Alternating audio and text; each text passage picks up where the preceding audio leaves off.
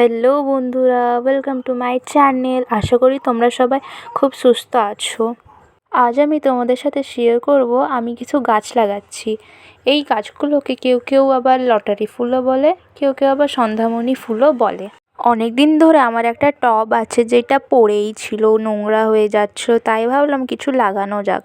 প্রথমে এই টবটাকে ভালো করে পরিষ্কার করছিলাম। প্রথমে তো এগুলো উঠছিলই না নোংরাগুলো।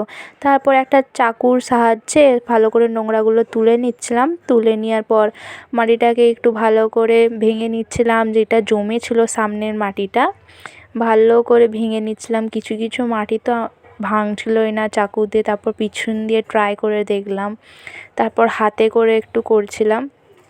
দেখো কত মোটা মোটা মাটি ডেলা হয়ে আছে। তারপর ওর মধ্যে একটু খাদও মিশিয়ে দিয়েছিলাম, কারণ অনেক দিনের মাটি তো, তাই জন্য।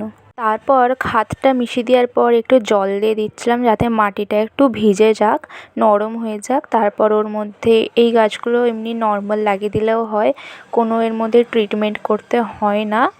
লাগিয়ে দিয়েছিলাম। এর মধ্যে সাদা ফুলও আছে, আবার লাল রঙের একটা পিঙ্ক কালারের ফুলও আছে। তারপর উপর দিয়ে আর একটু খাদ দিয়ে একটু ভালো করে জল দিয়ে ভিজিয়ে দিচ্ছিলাম, যাতে মাটিটা অনেক দিন ভিজে ভিজে ভাব থাকে।